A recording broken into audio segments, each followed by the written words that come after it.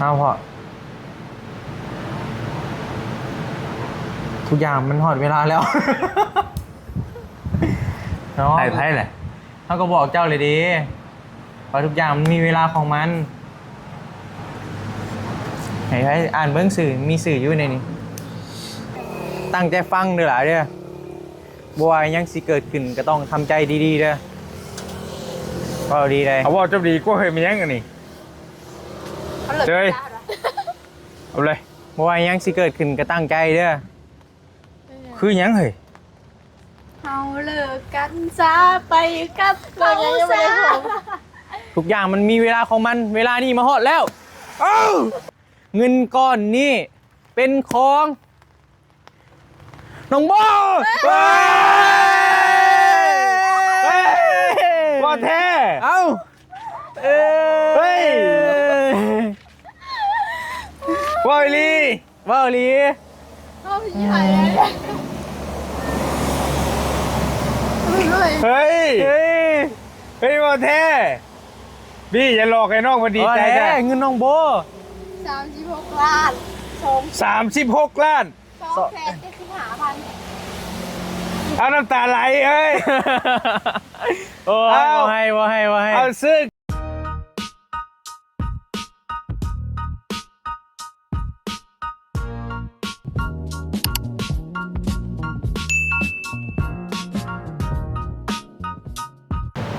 เอาพอทุกอย่างมันหอดเวลาแล้วเนาะไพ่แหละ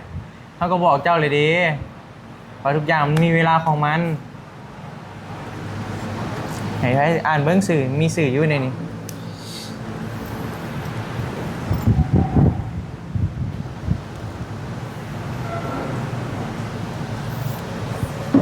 ใช่เท่าบี้36 ล้าน275,000 กีบใช่ของเจ้าเองบอกของเราเอง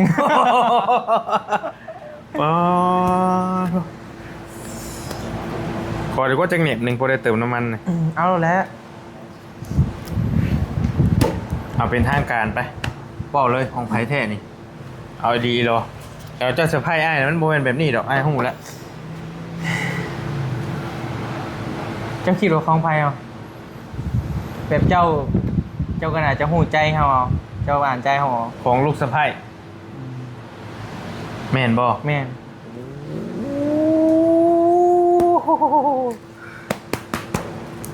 เก็บไว้ก่อนเอาไว้บันมันคือว่าแต่ว่าหนึ่งโดยพดหลายนี่เอาไว้ก่อน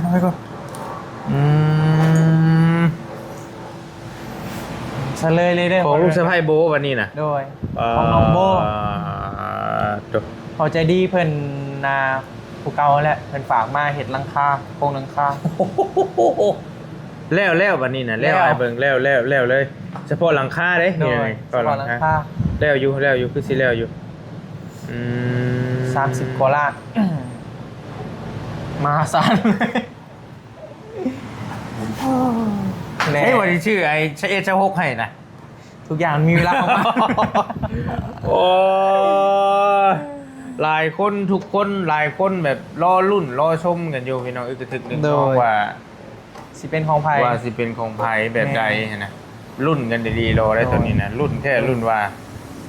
คือว่าเป็นการเซอร์ไพรส์แบบ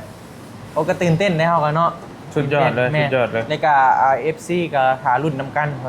แม่หารุ่นนำกันลายเฮงเอาลงคลิปว่าเสลยเถอะบาร์บี้เหรอเพราะว่าบาร์บี้มันก็คือบอลลี่กับพ่อหู้อยู่แต่น้องเพิ่นก็ถ่าบอลลี่นะไปเซอร์ไพรส์นำกันผมมีมูเนี่ยมูมันก็เพิ่นก็ไปเวียกของเพิ่นน้องเพิ่นก็ถ่าบอลลี่นัดออกมาแล้วก็เตรียมเซอร์ไพรส์น้องเพิ่นนำกันแม่นบ่ฮู้สิทำตัวแบบใดบอลลี่กับบ่จักสิเฮ็ดแบบใดก็มีแต่ยินดีนะไม่ดีแล้วดีใจนะไม่ดีที่น้องเพิ่นสิได้อย่างนี้นะโดยยินดีนะเพราะว่าก็มีผู้ใหญ่คนเดียวเนาะที่ซอย5น้องโบอยู่ตอนนี้เนาะคือว่าเพิ่นก็ซอยโอ้หลายเฮงเนาะแล้ววันนี้เฮาสิเซอร์ไพรส์ได้บัดนี้แล้วเฮาก็เลยอยากมาเบิกได้วางแผนได้เลย มันเลื่อยเลยเนาะเสื้อ แม่ ผ้า เนาะ ก็เจ เสื้อ อ ผ้าแบบเรื่อยเรื่อย กันเรื่อยๆเรื่อยๆ ใส่นั่นใส่นี่กับมันลายเลยเด้ เอาแบบว่าแบบ ธรรมดาแต่แสนพิเศษนะ แม่นใจวัดใจแล้วว่ายืนให้รถบ่ไอ้ปะ ยินหายเลย ตับรถบ่ โจกมาได้ทงแล้วเอ้า โบทำใจดีๆเด้อ อืม อืมมือนั่นมาฮอดมาถึงเจ้าแล้ว โดน อย่างที่เขาก็บอก ไอ้ก็เคยบอกเจ้าแล้วว่าทุกอย่างมันมีเวลา เลยบริเชื่อว่าหลายคนคือสิมักคิดนี่ โดน แต่ว่าเพราะว่าเพิ่นรอเบิ่งอยู่นะเพิ่นรอเบิ่งอยู่ อันนี้ก็เฮากินนี่ก็ออกมาแต่หันแหละ โดน ก็เลยนัดน้องบี้ว่ามาซื้อกาแฟแล้วก็เตรียม เตรียมแผน เตรียมแผนสิไปเซอร์ไพรส์เพิ่น แม่ ว่าสิเปิดคลิปอยู่หันเพิ่นก็สิฮู้หั่นนะ แม่เลย ก็เลยว่ามาเปิดคลิปเป็นอยู่หันกาแฟพี่กำลังมาซื้ เขาบอก กาแฟ ว่าบอกว่าออกมานอกเนาะออกมานอก แต่ว่าบี้หันบอกว่าสิเอาไปเซอร์ไพรส์ทั้งอื่นบ่ แม่ แม่นอยู่นี่ คือบอกว่าบอกว่า เ มันอยู่นี่บอก เพิ่น บอกยังไงคาดหวังเนียงเพราะว่าประมาณนี้นะ เพิ่นก็คือสิคิดบ่ออกแหละว่าสิเป็นของเพิ่นหั่นนะ แม่น มีกระซิบกระซับไผอยู่บ่ บ่มีเลย บ่มีเลยบ่นี่นะ บ่มีเลย แล้วก็เชื่อว่าทีมงานนี่กำลังถามเบิ่งอยู่ ตอนนี้ก็ ทีมงาน ว้าวุ่นอยู่ทีมงาน กำลัง ครับ ว้าวุ่นอยู่เท่าพัดไส้เรายาวเรานิ้วอึกกระทึกเฮงอยู่รอรุ่นเงินก้อนนี้ โดย ว่าเป็นเงินปริศนาแบบปริศนาแท้ปริศนาว่า บ่มีเพลงฮู้เลย พี่ก็บ่ได้บอกไปเลยนะพี่น้อง แหม่ มีแต่บอลลี่ฮู้มีแต่บอลลี่ฮู้แหละก็แต่คันว่าสิบอกก็มันก็ มันสิบ่เซอร์ไพรส์ บ่เซอร์ไพรส์นะก็เลย มันเป็นเงินก้อนใหญ่ขนาด ก็เลยแบบว่า แบบยังให้รุ่นนำกันมันกับ เลย จริงยินหน่อยหนึง เมนๆก็เลยว่าอ้าวคือสิฮอดเวลาแล้ว โดย ก็วิแต่เดียวไปคิดกันน้ำรถอีกบานหนึงว่าสิเฮ็ดแบบใดตื่มเดี๋ยวไปเซอร์ไพรส์น้องเพิ่นพี่น้องนี่เนาะก็แล้วแหละบ่อยากให้บ่ยาวมีแต่ไปรถเดียว โอคปะ เดี๋ยวไปเบิ่งน้ำกัน เดินทางก่อนพ่อพี่น้องกูแหละเจอกันอยู่กันน้องโบ เดี๋ยวไปเบิ่งน้ำกันว่าน้องเพิ่นสิ สิออกมาเป็นอะไร สิโตแบบใด โดย โอ้โห ก็ เงินก้อนใหญ่เฮงพี่น้องเนาะ ปึ๊กเลย แต่ก็มันก็เมื่อเทอละหมื่น20,000มันบ่ โดยแต่ว่านี่ มาม หาศาลเลยนะพ่อพี่น้อง บิ๊กไบค์เลยบิ๊ก ก็ ไบค์ เป็น เลย เงินก้อนแรกที่ว่าที่แบบเฮาเฮ็ด YouTube มานี่แบบเป็นผู้ใหญ่เป็นแบบ อืม ไว้วางใจให้แบบหลายขนาดนี้เป็นเงินก้อนแรก ขัดอีหลีนี่เนาะโอ้ยสาธุน้ำเด้อ หลายเด้อพอเด้อที่ว่า สาธุนะ ไว้วางใจให้ลูกเป็นสะพานบุญให้โดยตลอดมาเนาะ โดย แล้วขอให้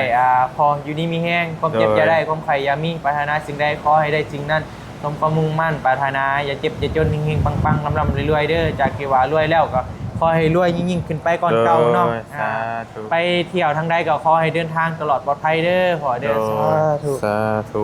ลำรวย โด เนาะ ยร่ำรวยขอให้มีความสุขเด้อขอเด้อ ตอนนี้เพิ่นก็ไปเที่ยวนะ โอ้ไปเที่ยวอยู่กับเพื่อนยังทำบุญเนาะ โดยทำบุญ โอ้ สุขกายสุขใจเพิ่นว่า เนาะเป็นลึกดี โดย เอา ก็มีแต่นั้นแหละเนาะ เออ พูดแหละเฮากำลังสิเดินทางไป ไปไป คนก็คือสิต ค ก น อ ก็ ยู่ สิ นี่ มาได้นี่นะประเด็นนี่ไปแล้วจังหวะ ฝนตกปล่อยพี่น้องเดี๋ยวได้นิ่งน้ำท่วมเซนูแล้วพายุ กำลังสีสะพายดิ เออ สะพายน้ำท่วมเลย ย นี่แหละเป็นว่าน้ำใจ น้ำใจเนาะน้ำใจกันไร ลายเยอะโอ้มันก็ลายดีเลย ก็เงินก้อนใหญ่เนาะ ก้อนใหญ่ดีว่าเห็นอะไร ไปเดินทางปล่อยพี่น้องกำลังสิไปเงินน้องโบโอ้เฮงเอาเท่เอาว่าเลยนี่ตอนแรกว่าสิทาฝนหยุดแต่มันคือสิบหยุดแล้ว ที่จักเนี่ยสะพายอยู่เพราะอะไรวะแบบนี้ เบิ้งทางรถบีผมมีต้องซูมไปอีกกรอบหนึง โอ้แนมเว้นทางเลยไปพี่น้องไฟดับเบิลทีบเลยนี่มีมันลงเหรอพระเจ้า น้ำผิดพ่วงกับพ่อกันนั่นเองเออ ลึกเนาะใจเย็นได้ใจเย็นได้ก็เงี้ยงเลย โอ้ FC เพิ่นแห้งงานทาเบิ่งอยู่ไปพี่น้องยังใส่เอาอยู่โอ้ย ให้ทักมาให้เป็นนี่เนาะ โดยเพราะว่านี่มันอนาลีไปพี่น้องกับเฝ้าเนี่ยเวลามันบ่ได้ก็เลยว่าบ่แม่นว่าบอบบี้ยังลีลายังดอกเวลามันบ่ได้มื้อนี้ก็นี่เลยนี่แม่นเฝ้าว่านี่โอ้สองไม่ลูกบ่ ตายหอยเด็ก ไฟหอยไปคอยพี่น้อง นี่ จะได้แนวนี่เขาสีเห็ดเราได้บ่านี่ แค่แต่เสียงมันได้ดังไงวะ มันสีบวกผักก็ได้เนาะ ยันเสียงดังนะ ดังแท้ได้เสียง ปลุกเกลือกปลุกเกลือก อุ้ยคนกันเนาะแป๊บเดียวเนาะวันนี้เขาไปนะปึ๊บตกแห้งแท้แห้งหวายพายุเข่าอยู่แล้วจ้านี่อากาศเศร้าอากาศคล้ายๆเนี่ย ผมบอกแล้วตกแต่เซโนนี่พุ่นมาขึ้นแจ้ง สวรรค์เนาะ เนาะ สวรรค์มันคือว่าแจ้งเนาะเฮ้ยนะ เริ่มเบาเลย ทางนั้นนะแจ้งพอพี่น้อย ได้มานี่ก็เริ่มเบาเลยพี่นี่ ได้อยู่เนาะ ฮะ เศร้าหน่อยแม่คือเศร้า เอ้า โอ้ โอ้ ตกบุรอผ้าติว่านี่ แค่นี้ เออโอ้คักขอบคุณพระเจ้า ขอบคุณพระเจ้า เทวดาเป็นเห็นใจเขาแล้วบ้านมาถึงเวลาทุกอย่างมันถึงเวลาแล้ว เอาเลยบอลนี้ได้นี่ เอาเลย ยำเลยเนาะ โดย จะไผ่อยู่แต่ดี อันนี้คือเป็นการเซอร์ไพรส์แบบแบบลึกลับอีลีได้พ่อพี่น้องบ่มีเพลงหูเลยบ่มีเพลงหูเลยว่าเรียรอเลยบ่แม่นว่าเอาได้เนาะ พูดแต่บอลนี้กับน้องบี้ แม่นบ่มีเพลงหูเลย เอากับท่านอยากบอกมันคันบอกมันกับบทสัมภาษณ์คือว่า โดย ท่านอยากบอก คือน้องเพิ่นก็บ่คิดว่าเป็นของน้องเพิ่นแล้วพ่อพี่น้องพอบ่บี้บอกว่าบ่แม่นอยู่นี้ทางอื่นพุ่นว่ะน้องเพิ่นก็แบบบ่ได้คาดหวังอิหยังหั่นนะคือแบบบ่แม่นแล้วแล้วมาพอมื้อหนึงเลยถึกตัวเองหั่นนะเอ้าเถอะ เป็นเดินเนาะให้เนาะสุดชำนี้แล้วโอ้ขอบใจหลายๆเด้ออ๋อเศร้าเลยเสียว เราบริหิต มาพ่อพี่น้องน้ำใจมาพร้อมฟ้าพร้อมฝนเนาะทางเขาเงื่อนระวังลมเด้อโอ้ไม่เท่าอู้คานเฮาเว้ยมันยังบ่เหี่ยงด้วยนี่เราเอาอันน่ะไปปกไว้พ่อพี่น้อง คากระเทข้านเลี้ยว ถ้ากระเทคานแล้วกี้นี่เลย บัดโพนมันไม่เห็ดแล้วนี่ โอ้ยเฮ็ดใช่ ลูกเพิ่งไปเท่าไปไม่ชิ โอ้เปียกบ่พ่อเปียกบ่มันเปียกบ่โอ้ยเนาะกำลังวันเท้านำมาพกไปพ่อพี่น้องโอ้น้ำมึงเลยโอ้ท่วมไปเลยน้ำน้ำไหลหลากเลย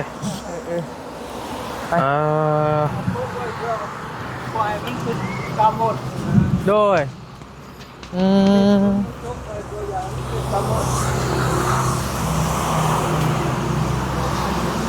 เปียกมืดแต่โบอยู่ช่างมาจ้างออกไปมา นางโบอยู่เพื่อนบ่โดยก็ยังโบมาบ่มาอยู่ คนตกเด้โอ้เปียกไปเลยอยู่นี่บ่อยู่นี่ถ่าบ่คนตกไม่เปียกฝันนะบ่อยู่ซ้ำพี่ครับมื้อนี้เป็นอะไรวะมื้อนี้เปียกเบิดคักฝน กำลังเทข้านแล้วกำลังเทคานแล้วฝนตกมาใส่มันแห้งแน่ละตี้พ่อสมาร์ทเลยเนาะขาน้ำโบอีกบาทนี่เนาะได้มาแล้วเข้ามาแล้วเอาเบิ้งเลยไปเบิ้งดูโอ้เบิ้งไม่เด้อหลานมาแล้วพ่อพี่น้องโอ้ยคือน้ำขิงพ่อเปียกไปเลยฝนตกโดยเดี๋ยวเล่นฮะไปตูบมันบ่ตูบบ่เรือว่าก้างนี่เลยฮะเดี๋ยวเอาคันจ้องมาก้างเลยก็เบิ่งวะเดี๋ยวมาเลาะเบิ่งนะใส่กลางสายฝนกลางฝนเลยบ่เอาเลยนั่นบ่สาไฟท่ามกลางสายฝนเอาเลยนั่นเลยบ่พี่จะไม่จะแล้วเปียกเพราะเขาเสียหาคันจ้องถ้ามียุคันจ้องเฮาเอามาเลยเฮาลืมเอาเมือง โยมมาเลยเดี๋ยวบ่เท้าให้เดี๋ยวบ่เท้าให้จำให้ก็ได้เป็นไงเดี๋ยวก็สะพายเป็นไงจำให้เอาแบบทำกลางสายฝนเลยพ่อพี่น้องสีส่วนเพิ่นออกไปนะแบบไปปกไปยังอะนะอ๋อเอานั่นเลยบอกคือว่าเสื่องไว้ในนั้นโอ้ยตื่นโอ้จังหวะไหนเรียกจกให้แบบเท่ๆเลยบ่ก็ได้จกให้แล้วเนาะบ่ว่าสิเกิดยังขึ้นเขานั่นโอ้ยพี่น้องตัวบีเองก็ตื่นเต้นได้พ่อพี่น้องเพราะมันเป็นเงินก้อนใหญ่เด้ตอนนี้4:24 นาทีแต่ว่ามันกะมันมืดแต่เก่าโอ้ยแต่เว้นยังอยู่พวกโดยมันยังเว้นอยู่เด้คนดิซิกำลังซิมาพ่อพี่น้องเอาตามสเต็ปเจ้าเลยเอาตามสเต็ปเจ้าเลยเอาแบบเรียวๆแล้วเนาะเรียวๆทำไปวัดใจกันไปเลยนะพ่อพี่น้องเขาสีไปเห็ดอันนั้นมันก็ร้ายเถื่อนเลยเด้เอาไปวัดใจเลยมาโอ้ยหลานสาวเป็นไงเปียกบ่คนทางถั่วฮะคนทางถั่วมุงเฮียนเราถั่วเบิดเลยบ่คนทางมุงเฮียนจะถั่วหมดเลยโอ้มันตกไปเงี้ยหนึ่งมากอดในบี้กันกอดทุกเครือมาบ่น้ำคิงหอยพี่น้องสบายดีกันสบายดีก่อนมาแต่โรงเรียนใช่โบเอาพี่แดงโอ้เปียกคนเลยคนผ้าไปได้เฮียนได้บ่บ่ตากคนเจ้าอยู่นี่เด้อได้ไปเบิ่งนี่ก่อนเปียกเบิ่นเลยบ่จักเนาะเจ้าว่าเป็นเปียกก็เลยนี่น่ะใส่ก็ไม่ได้ใส่เฮ็ดได้บ่นี่หาหน้าเช็ดให้แม่แกเสือโอ้ทาอยู่ผู้ไปจะอยู่ไหนผู้แดงไปมามันเปียกเบิ่นเลยบ่จักโอ้โหเนาะเปียกเบิ่นเลยบ่จักป่ะกระแพงถือคนอะไรเลยเต้ยมาเบิ่งกันนะเฮลได้นี่มารอเบิ่งดูจะก็ได้อยู่ที่นี่โอ้มันสมาร์ทแล้วแข็งแน่แล้วเด้นี่น้ำสีเขียวออกมาเนี่ยคือเขียวน้ำไหมนี่น้ำสีเขียวคือน้ำใจทั่วไปคือมาเลยคือว่าไปเซอร์ไพรส์บ่ก็บริไก่เด้ไปเดี๋ยวได้เดี๋ยวคนเตยไปเข้าไปได้เขาไหนมันยากเนาะบี้เนาะไฟจะได้เปลี่ยนผลกระตกยังวะใช่ได้บาทก็ได้อยู่แล้วเนาะมันสมาร์ทหมดแล้วมันวะอันนี้แหละก็ถือว่าแล้วบนแล้วพอพี่น้องตั้งเสาเทคานส่วนตัวกับสร้างเพิ่นกับประมาณนี้แหละที่ว่าให้เพิ่นเฮ็ดหั่นนะหลังคาได้แบบนี้เนาะเรื่องหลังคาเฮ็ดแล้วได้ยังว่าคิดลุกเยอะนี่ก็สไปหานปุ่นหานคำมาเนาะเหือโบนี่ปุ่นหานคำได้ค่ะจะสิปุ่นหานคำเจตัวเองน้ำค่ะในมือค่ะโอ้มันมีน้ำคังเว้ยตัวมันสมัดนะตีแข็งเนี่ยเริ่มแข็งแล้วได้อยู่แล้วได้อยู่เนี่ยมันสุ่มเลยได้อยู่เบิ่งดูคือเปียกเบิดอะนะโอ้ยใช่มาเบิ่งดูบ่ได้ตีจับบ่ได้ตีจับบ่เบิ่งซื้อเป็นยังคือเปียกเบิดเนี่ยเปียกไปเลยน้องคนแกเอาฝนตกแห้งๆเอาลานซาวจริงเอานี่กับน้าวบ่ขนาดเปียกคือกันตีน้าวอย่าเลยให้ผู้บ่าวมาทำหน่อยใจมีการหน่อยใจอีกไปเตยโยมมันก็เปียกเนาะมาทานจะผู้สาวมาดูโดยกันเนี่ยมันเลยเตยเฮียได้สาวไฟผู้สาวมันเปียกว่าตัวนะถามคานโอ้แต่ว่ามันแต่ก็ได้อยู่มันแข็งไปแล้วนี่ได้อยู่พี่ยังมาพี่กันได้พี่มาเบิ่งพี่เบิ่งทางพี่กันแข็งเบิดแล้วโอ้ยห่านนี่เนาะนี่แต่เพิ่นนั่นเห็ดแล้วไว้เนาะเห็ดแบบนะ ดีแต่แบบมันสมาร์ท เฮ้ยหันหน้ามาพี่นั่งโอเคงามดีอยู่โอ้ยอะอะไรเห็นไหมก็เห็นไหมก็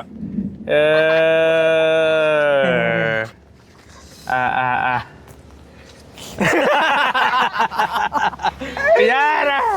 เบิ่งหน้ากันกับหัวมาดิ จะกล้าจ้องตาข่อยวะฮะ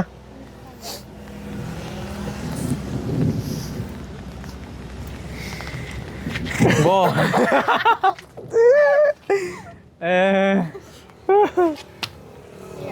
ตั้งใจฟังเด้อหล่ะเด้อบัวายังสิเกิดขึ้นก็ต้องทำใจดีๆเด้อก็ดีเลย เอาว่าจะดีก็เคยมียังกันนี่ เขาเลิก เฮ้ย จ้าเหรอ เอาเลย บัวายังสิเกิดขึ้นก็ตั้งใจเด้อ คือยังเฮ้ย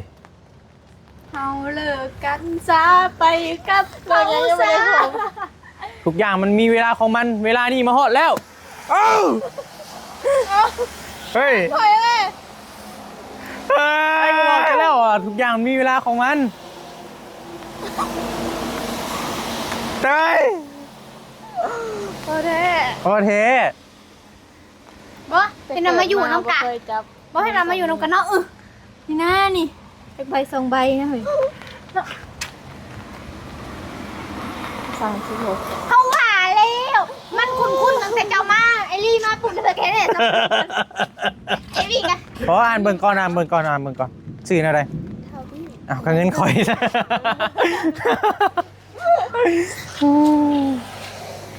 คอยหยอกซื้อคอยว่าให้ดีใจ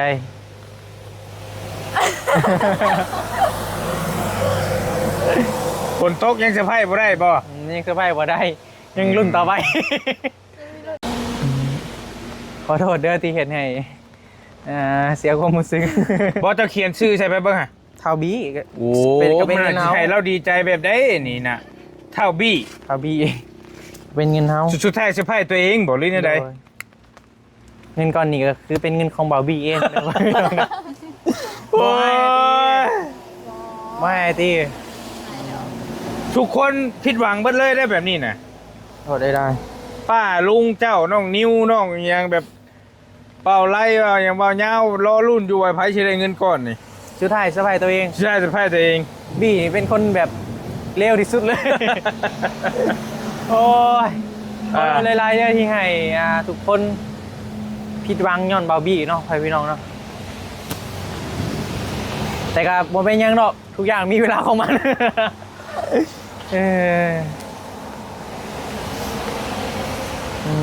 เฉลยเลย เอาเสเลยเลยเด้อ เอา พ่อ เอา พี่น้อง เอา เด้ แบบ อ เป็นทางการใช่ เอา เฮาฮู้กัน เฉลยเลย สอง เด้อ คนเฮาฮู้กันสอง โด คน ยเพราะว่าเงินก้อนนี้ค่ะบ่มีไผฮู้ว่าลีนอกจาก อ่ะ บอบบี้กับคอ2 คน 2 คนที่ฮู้เงินก้อนนี้ ในทีมงานบ่มีไผฮู้เมื่อคืนนี่ก็โอ้อึกกระทึกกันอยู่ว่ามันเลยว่าพี่น้องเอ้ยก็คือมานี่ก็เฮ็ดหยองน้องเพิ่นซื่อๆ เอาสรุปเฉลยเลย เฉลยเลยเด้อพ่อพี่น้องเด้อเงินก้อนนี้เป็นของน้องโบ ว่าแท้ เอ้าเเอ้ฮ้ยว่าอีหลี ว้าวลี เขาใหญ่เลย เฮ้ย เฮ้ย เฮ้ยว่าแท้พี่อย่าหลอกไอ้น้องมาดีใจ แท้ จ้ะ เงินน้องโบ 36 ล้าน36 ล้าน 275,000 เอาน้ำตาไหลเอ้ย โอ้ย เอา ว่าให้ เอาซึก เออ เตย ยอเว้ย กดด้วยกดให้ก่อนวะ ไอ้กดมาได้ไอ้กดมาได้เอาเตยให้แล้วมาดิเอ้ยเอากอดพี่กอดเฮ้ย ว่าให้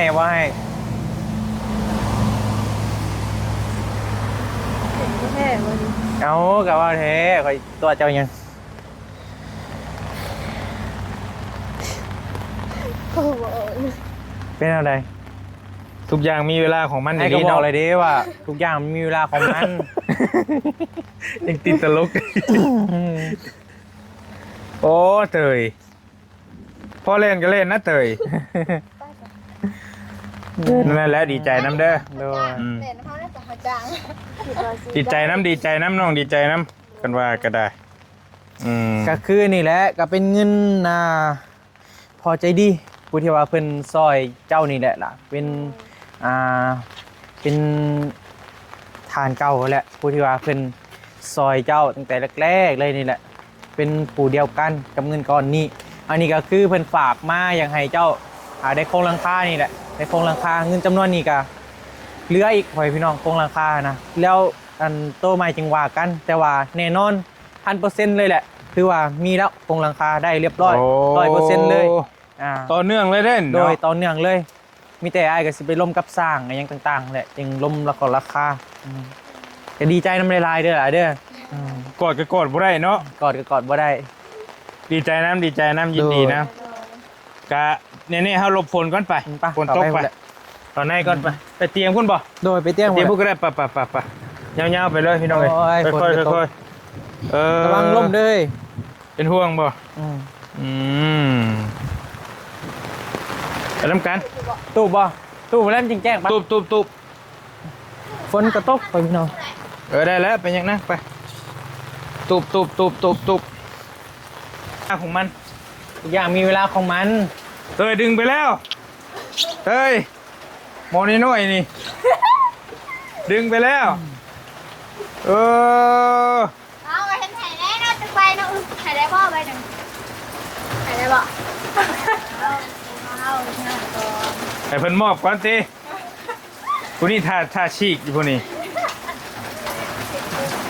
เป็นอะไรความรู้สึกเป็นอะไร จะไม่ก็ได้จะใช้รถ เพราะว่า น้องเพิ่นเงินก้อนนี้ครับบอบบี้เคยบอกน้องเพิ่นแล้วยังได้กับโบแมนอยู่นี่พี่น้องโบแมนอยู่นี่ก็กลับมาได้อยู่นี่สิ มาเลยกลับมาได้อยู่นี่คาดหวังอยู่บ่ในเงินก้อนนี้เห็นคลิปลงไป บ่ ฮะ บ่ธรรมดาบ่คิดบ่ว่าโอ้แบบเฮาต้องได้แบบคิดนะแบบเคยคิดบ่มีอยู่หน่อยหนึ่งแต่กับบ่ได้คาดหวังแต่ว่าไอ้ก็บอกแล้วว่ามันโบแมนอยู่นี่น้องก้อนนี้เนาะบอกเพิ่นว่าเนื้อถ่านบ่มีชิ้นแล้วนะเด้อพูดลงเห็นพลานการเงินเจ้าเนี่ยแหละเนี่ยเป็นซอยเป็นฝากมาซอยนี้แหละลึกดีเนาะโดยเป็นอยากซอยเป็นอยากให้ผู้เดียวเลยนี่แม่นผู้เดียวเลยเพิ่นอยากให้น้องเพิ่นมีอาชีพมาแหละมีอาชีพเดี๋ยวกลับมาเลี้ยงครอบครัวแหละพอเฮ็ดงานค้ามันก็เป็นการสร้างอาชีพให้น้องเพิ่นนะพอยังบอกเลยดีใจน้ำลายล่ะแต่เป็นพอใจดีจากทางฝั่งไทยคือเก่าเลยล่ะมีแต่ในทางน้องขอบคุณทางพ่อเนี่ยแกมาลูกก็ขอบคุณขอให้อยู่ดีแน่คนเจ็บอย่าได้คนไข้อย่ามีปรารถนาสิ่งใดก็ขอให้ได้สิ่งนั้นเด้อเห็นยังทำยังกาขอให้เจริญก้าวหน้าเพื่อนเด้อตลอดปีตลอดไปมีแต่ความสุขและหอยยิ้มเด้อถูกคนแห้งว่ะพี่น้องเลยน้ำถ่วมทางเลยแบบเขามาแค่ทุกวัน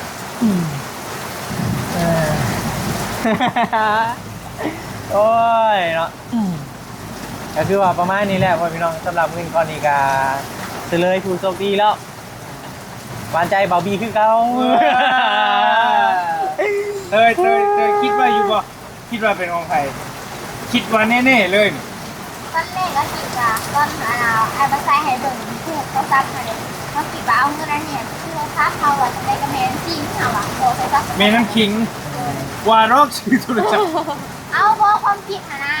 ของเมน้ำคิงเพราะว่าผู้นี้ก็เคยมาให้เรื่อยเนาะแต่อันดับสองก็เป็นน่าจะเป็นของผู้นี้ว่าอันนี้ค่ะเด็กอันดับสามดิ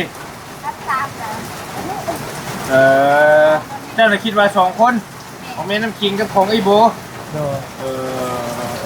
ว้าวเขาหูเป็นเจ้ามานี่แหละไอ้พี่เป็นอย่างมานี่แหละพอดีนะไอ้พี่กระซิบกันสิไอ้นี่แหละไอ้พี่ก็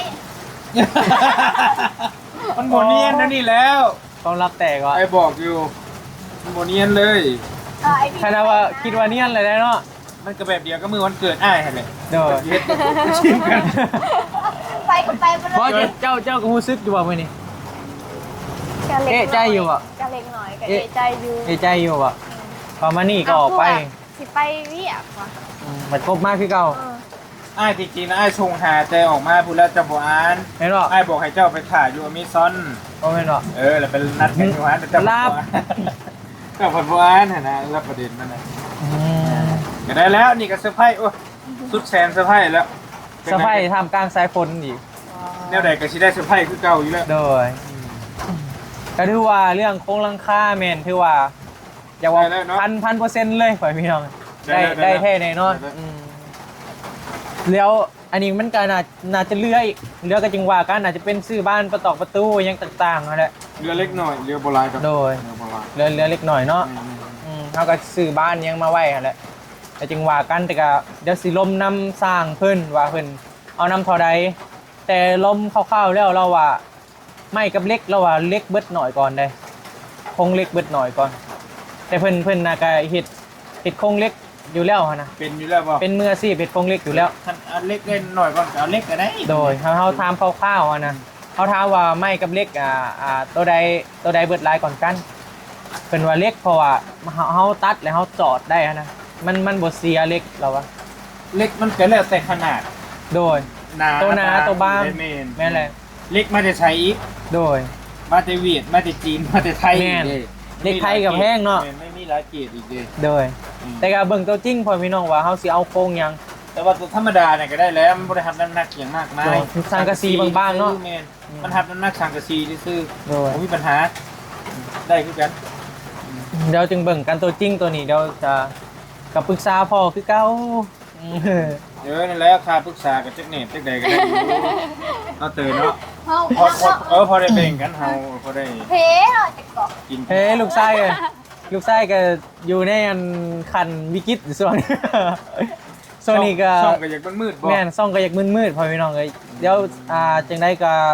ฝากบ่เห็นบาร์บี้เคลื่อนไหวในซ่องใหญ่ร้ายก็นี่แหละฝากซ่องน้อยนี่เด้อพอพี่น้องเด้อเพราะว่าซ่องใหญ่ฮะเพิ่นกำลังตรวจสอบบาร์บี้อยู่ตอนนี้ก็เลยว่า บ่อยากเฮ็ดอิหยังร้ายฮะนะเดี๋ยวสิป้ายเพิ่นตรวจสอบก่อนบ่อยากว่าง่ายกับบางทีอาจจะลงมือแล้วคลิปอิหยังนั่นแหละแต่ว่าสิมานักซ่องน้อยพี่สิให้เพิ่นตรวจสอบก่อนพอพี่น้องเพราะว่า เนาะ แม่นอยู่ในขั้นตอนที่แบบว่ากำลังสืบสวนคดีอยู่ตอนนี้ เดี๋ยวไปเห็นยังพิษน้อยหนึ่งเดี๋ยวจะแบบคือหูนั่นแหละพอพี่น้อยถ้าว่าบอบบี้คะแนนเริ่มต้นใหม่ก็โอ้5-6 เดือน5-6 เดือนเพื่อสิได้พินนะคิดนักอีกจะเชื่อว่าได้สิบ่ได้ไปเก็บปีคือเก่าวะ เนี่ยเว้ยใจเย็น โดยว่ากันพอพี่น้องแกงได้ก็ฝากในเด้อพอพี่น้องเด้อทางซ่องบอบบี้เซโน่นี่แหละลงซ่องบาร์บี้เซโน่ซ่องน้อย บอบบี้ซินู โดยซ่องซ้ำห้อง เพราะว่าซ่องใหญ่เพิ่นกำลังตรวจสอบบ่อยากเกินไว้ยังลายหั่นน่ะ ภาษาไทยบ่ แม่น ติดตามนี่เด้อ ติดตามหน่อยเด้อ จะได้ก่อน จังหน่อยก่อน ฮัลโหลอยู่ไหน ก็ไปตายนั่น สิมาเกินไว้ตัวนี้แหละไว้พี่น้องเดี๋ยวนี้ก็สิมาอยู่ตัวนี้ก่อนมื้อหน้าก็ซ่องใหญ่แม่นอาจจะมื้อละคลิปอิหยังก็จังว่ากันเลี้ยงๆไว้นั่นแหละเพราะว่าเฮาก็อยู่ในขั้นแบบสิว่าได้ มันแบบเพิ่นกำลังนะเพิ่นกำลังเฮ็ดเวียกไว้พี่น้อง โดย ก็บ่เป็นหยังดอกทุกอย่างมีเวลาของมันแล้วบ่บี้ก็กลับมาเคลื่อนไหวซ่องใหญ่ เอาโอเคจังได้ก็ฝากในเด้อพ่อพี่น้องเด้อก็ดีใจนำลายๆเด้อความฝันของน้องหล่าเพิ่นก็ใกล้เข้ามาเรื่อยๆพ่อพี่น้องเลยก็ถือว่าบอบบี้ก็ดีใจหลายท้ายคือว่าตอนนี้ก็อนายุพ่อพี่น้องเพราะว่าเพิ่นก็มีห้านเก่าของเพิ่นเลยเด้บอบบี้ก็คิดนักใจอยู่แบบเอามามากเลยสิแบบซี่กระเดอยู่นั่นนะเนาะมันก็บ่คักแนวใดแนวหนึงนั่นแหละแต่ว่าเดี๋ยวนี้ก็คือโอเคแล้วอุ่นใจแล้วแม่นอย่างน้อยเฮาก็ได้เฮ็ดให้เราแบบคือเก่าอะนะทางมีตู้เพิ่นก็เว้าอยู่ว่ายังบ่ได้ยังก็ยังให้ได้ขอให้รังคาเราแบบมันนะมันแบบแบบเราก็แบบซำนี้เราก็เกรงใจแล้วเราเว้าอย่างประมาณนี้นะพ่อพี่น้องก็ถือว่าอุ่นใจแล้วบอบบี้ก็มันบ่คือได้แบบเพิ่นมีที่ดินแล้วเฮาไปแบบตั้งเสายังไว้ให้เพิ่นเนาะอันนี้เพิ่นมีของเพิ่นอยู่แล้วนะเลยพอเพิ่นหนึ่งแบบเฮามาแบบมันก็มีแต่เสาซี่นะแต่ว่าตอนนี้ก็ถือว่า 1,000% แล้วพ่อพี่น้องแล้วในใดก็สิมาแจ้งตืมส่วนค่าสร้างแม่นก็บางทีก็ตอนแรกนี่แหละ เดี๋ยวสิไปเวียกอยู่ทางสวรรค์ก่อนพ่อพี่น้องเดี๋ยวสิจ่ายเพิ่นเลยก็สิสรุปยอดเงินที่เหลือยังต่างๆนั่นแหละนี่บินยังแม่นบอบบี้เฮ็ดไว้อยู่นี่บ่แล้วนี่จดรายการนี่ สเตทเมนต์บ่ สเตทเมนต์ต้อง โอเค ต้องละเอียดต้องละเอียดอ่อน ต้องมาชี้แจงได้บ่ได้เลย สเตทเมนต์นี่ของแท้ของแท้มีลายเส้นห้านี้ข้างใน เคอันนี้แหละรอบครอบดี โดย ถูกต้องเลยแล้วแจ้งมาแล้วแจ้ง แม่นตอนแรกบอบบี้สิจ่ายค่าสร้างเลยก็รวบรวมจำนวนเงินว่ายังเหลือเท่าใดโตวเก่าโตวใหม่มาบวกเข้ากันว่าเฮาสิได้ยังแน่หั่นแหละพอพี่น้องจึงมาประเมินนำกันอีกบาทหนึงเพราะตอนแรกพวกแหละค่าสร้างแม่น7.5 ล้านเก็บไว้แล้วอยู่ในธงนี่แหละโอเคป่ะสำหรับคลิปนี้ล่ำลาเลยเด้อพ่อแม่พี่น้องเด้อจังได้ก็ฝากในเด้อฝากทางช่องบาร์บี้เซโน่เนี่ยช่องนี้ก็สิมาเคลื่อนไหวต้นนี้แหละพ่อพี่น้องต้นหน้าก็ยังงานอยู่ในการขั้นตอนสืบสวนคดีโอเคป่ะจะได้ก็ขอบคุณหลายๆเด้อป้าลุงที่ว่าติดตามและก็ให้กำลังใจบาร์บี้ตั้งแต่ตอนแรกๆที่ว่าเริ่มเฮ็ดเนาะจนมาฮอดคู่มือนี่ก็ขอบคุณหลายๆเนาะที่ว่าติดตามและก็ให้กำลังใจกันโดยตลอดมาสำหรับคลิปนี้ล่ำลาเลยเด้อเฮงๆรวยๆเบิดทุกคนปะสบายดีบ๊ายบาย